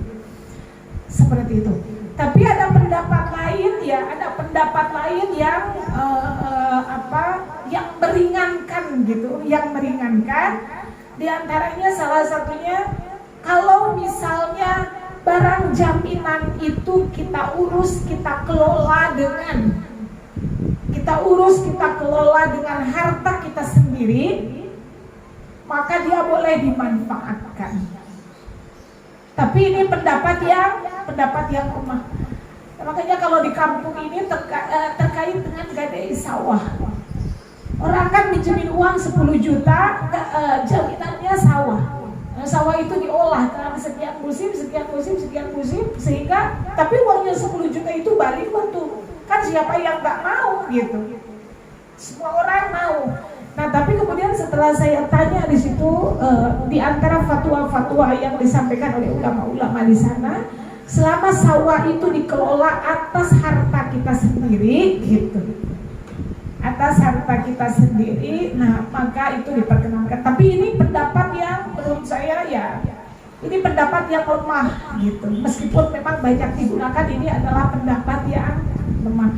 Nah, adapun pendapat yang rajih, pendapat yang kuat, bahwa barang jaminan itu yang diberikan kepada kita, nah itu terkait dengan, kalau tadi terkait dengan utang piutang, sehingga hendaknya kita tidak mengambil manfaat dari proses utang piutang itu. Salah satu manfaatnya adalah memanfaatkan barang jaminan tersebut, gitu. Nah, ini dua pendapat ini ini dua pendapat ini yang ada, gitu. Dua pendapat ini yang ada di tengah-tengah kita. Kalau Ustaz Ali terus saya mendengar beliau mengatakan harus ada akad berikutnya. Akadnya adalah akad meminjam, gitu. Akadnya meminjam. Jadi saya minjam barang ini untuk dimanfaatkan. Tapi lagi-lagi kalau pendapat yang ketat, nah meminjam juga sama dong, memberikan manfaat, maksudnya mengambil manfaat, gitu. Nah tapi disinilah ikhtilaf ya, ikhtilaf di kalangan para ulama terkait dengan persoalan. Gitu, silakan Bu. Ya. Misalkan nih kita ada akad jual beli. Iya. Sementara akad jual beli itu yang ada antara penjual sama pembelinya, cuman kita pembeli itu diwakilkan sama orang yang kita udah percaya, mungkin sama bapak atau siapa, misalkan saya misalkan sama bapak. Tapi sementara udah beberapa tahun, misalkan kita jual seharga misalkan 10 juta, sementara itu barang sampai saat ini udah berapa tahun kita nggak pernah pakai, nggak pernah ambil. Alasannya kenapa kita nggak ambil itu barang? Kata misalkan yang saya udah beli nih, kan saya misalkan sama bapak nih, dia bilang kasihan karena orang itu masih nggak enak karena selama ini dia punya utang banyak. Jadi itu barang itu tinggal sedikit, kalau mereka kasih ke kita dia mau apa lagi. Sementara kan kita udah akad jual beli ya, kita udah mau kasih uang ke dia. Dan selama ini kita nggak pernah jangan itu barang gitu, barang sawah atau tanah gitu, kita nggak pernah pegang. Gimana hukumnya? Iya. Nah jadi nanti insya Allah pada jual beli nanti kita akan bahas masalah takabul. Takabul itu maksudnya adalah serah terima barang. Jadi dalam transaksi jual beli itu ya ada proses takabul itu. Jadi ada proses serah terima barang, gitu kan. Seperti itu. Nah nanti barangkali secara utuh bagaimana proses takabul ini supaya utuh nanti ya pemahamannya. Nah nanti insya Allah mungkin akan kita bahas pada pertemuan yang akan datang terkait dengan takabul. Takabul itu artinya serah terima barang sebagai konsekuensi dari transaksi akad. Ada serah terima barang. Dan insya Allah ya akan kita bahas nanti pada pertemuan berikutnya. Jadi sesudah ini nanti kita akan masuk pada proses jual beli. Di situ ada syarat, ada rukun, termasuk salah satunya takabul disebutnya. Maksudnya gini, hukumnya gimana tuh orang yang masih menggarap itu barang gitu, misalnya sawah gitu, yang penjualnya dia sampai sekarang tuh masih garap itu, benarnya itu udah milik kita sebenarnya, itu hukumnya gimana? Dia kan makan tiap hari ini kan barang yang kita udah beli gitu loh. Iya. Jual beli itu kan transaksinya jual beli. Jual beli itu kan tadi akadnya kan berarti muawwadah. Muawwadah di situ ada orientasi di dalam jual beli itu untuk mendapatkan keuntungan, gitu ya. Dan keuntungan itu berdasarkan antarodin itu maknanya keridhaan kedua belah pihak. Kan tujuannya orang membeli itu untuk mendapatkan manfaat dari barang yang dibeli. Sedangkan orang yang menjual itu dia mendapatkan manfaat, mendapatkan harta sebagai alat tukar dari barang yang dia jual kepada orang lain, gitu. Nah kalau seandainya terjadi seperti ini, berarti ada ketimpangan di situ. Ketimpangannya bagaimana? Satu pihak diuntungkan, pertama dia mendapatkan pembayaran dari transaksi jual beli itu. Yang kedua dia masih bisa memanfaatkan barang tersebut, gitu.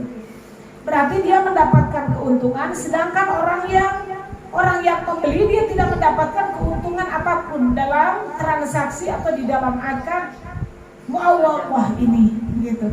Sehingga di situ tujuan dari akad muawwadhah yang orientasinya untuk mendapatkan keuntungan kan berarti tidak terpenuhi. Nah, maka di sini kembali kepada keridhaan orang yang membeli. Kalau seandainya orang yang membeli tidak ridha gitu ya, tidak ridha berarti orang tersebut menggunakan sesuatu yang bukan menjadi bagian dari haknya, dan itu termasuk di dalam sebuah kezaliman. Gitu, termasuk dalam sebuah kezaliman. Iyalah, dia menggunakan sesuatu yang bukan merupakan miliknya tanpa keridhaan orang yang memilikinya. Ini namanya zalim. Kecuali kalau memang tadi orang yang membeli itu ridho gitu ya, berarti kan akadnya itu selain Allah itu jadi tabarruk di sini. Tabarruk, dia niatnya itu bukan untuk berorientasi mencari keuntungan, tetapi niatnya untuk membantu atau menolong. Kalau misalnya dia merubah akadnya menjadi tabarruk tadi, ada unsur atau irfak ya, ada unsur membantu atau ada unsur menolong. Seandainya dia ridha gitu ya, dan jelas di situ transaksinya, jelas di situ akadnya, nah maka ini insya Allah tidak mengapa akad tersebut digunakan oleh orang yang menjual tadi gitu. Tapi kalau seandainya tidak ridha, gimana sih gitu, orang saya beli tapi kok saya tidak bisa mengambil manfaat dari apa yang saya beli. Dia nggak ridha, dia ngedumel, dia kesel. Nah, maknanya orang tersebut telah berbuat zalim. Karena apa? Sebab dia memakan harta, menggunakan harta dari sesuatu yang bukan miliknya, dan itu adalah sebuah kezaliman gitu.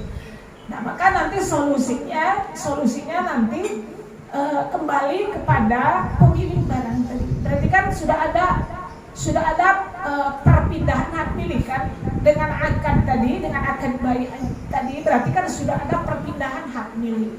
Kalau pemilik barang sekiranya tidak ridha, dia mau mengambil barang itu untuk dimanfaatkan, nah maka gimana itu? Ya dimanfaatkan, ya tidak mengapa, memang dia itu haknya, memang itu hartanya, memang itu miliknya.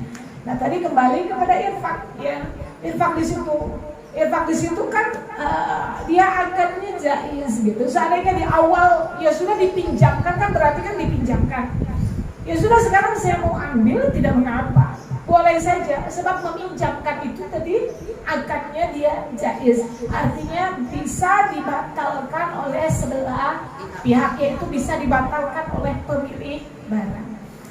Tinggal nanti mungkin didiskusikan bagaimana kaifiahnya, bagaimana tata caranya supaya bisa menyenangkan semua pihak gitu, biar tidak ada yang tersakiti. Tapi kalau sekiranya misalnya, tapi iyalah kasihan gitu, nah berarti kita bukan meminta keuntungan kepada orang itu, tetapi minta keuntungan kepada Allah. Rasulullah Sallallahu Alaihi Wasallam bersabda, ya, Rasulullah Sallallahu Alaihi Wasallam bersabda, beliau mengatakan, barang siapa menolong, membantu orang lain, kata Rasulullah, maka Allah Subhanahu Wa Taala akan menolongnya. Maka Allah Subhanahu Wa Taala akan menolongnya, gitu. Nah jadi kalau seandainya memang kita ridha, ya sudahlah, memang dia butuh, saya pinjamkan gitu ya, saya pinjamkan misalnya barang tersebut untuk dimanfaatkan olehnya, saya ridha, saya ikhlas, saya minta balasan dari Allah. Maka wallahu fi aunil abdi, bagana al-abdu fi auni akhihi. Allah itu akan terus menolong hambanya selama hambanya itu mau menolong saudaranya. Selama hambanya itu mau menolong saudaranya. Nah gitu, berarti kan tadi orientasinya bukan muawwadhah lagi, tapi berpindah pada tabarruk, berpindah pada infak gitu. Jadi orientasinya bukan untuk mendapatkan keuntungan. Tapi sekali lagi, kalau memang ibu butuh, tapi saya butuh gitu, dan saya melihat tanpa barang itu dia bisa kok gitu, hidup gitu ya. Nah maka silakan memang itu hak kita, memang itu milik kita gitu. Kalau kita mau ambil diri kita, hak kita, maka itu kembali kepada diri kita sendiri. Ya pakai gini Ustazah, jadi awalnya itu mungkin dia jual itu tuh Kak untuk biaya anak sekolah misalkan, jadi kita bantulah kasihan gitu misalkan. Ini ya kita bantu, tapi setelah tahun-tahun gitu udah punya anak rumahnya di kelas ibu aja gitu kan, jadi kita bingung gimana posisinya gitu kan, kasihan juga ya. Bantu diingatkan juga dia, bantu diingatkan juga, jangan sampai dia merasa kemudian itu menjadi miliknya.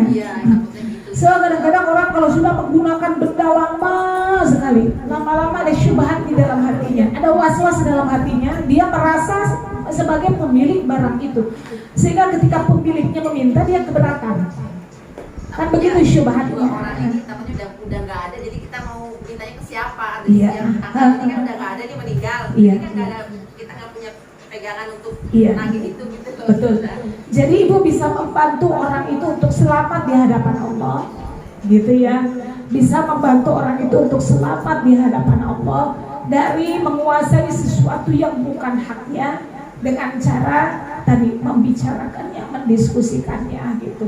Kalau mau diambil, dirasa orang itu memang sudah mapan, sudah cukup, tidak membutuhkan barang itu lagi, silakan dilakukan sesuai urf dengan cara yang baik sehingga menyenangkan semua pihak.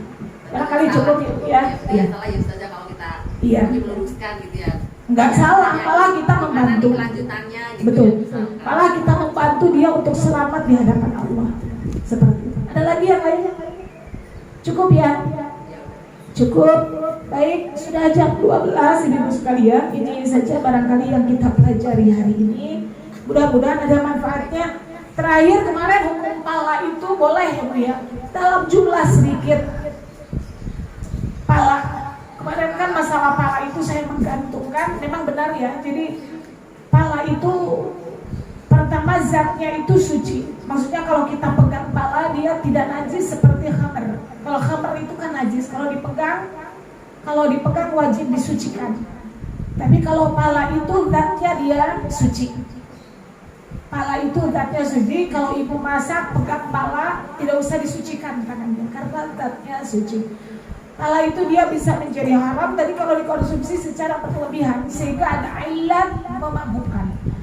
Nah cuman selama ini menurut penelitian, menurut pengamatan dari MUI selama ini tidak pernah dilaporkan ada orang yang mabuk karena pala, mengkonsumsi pala.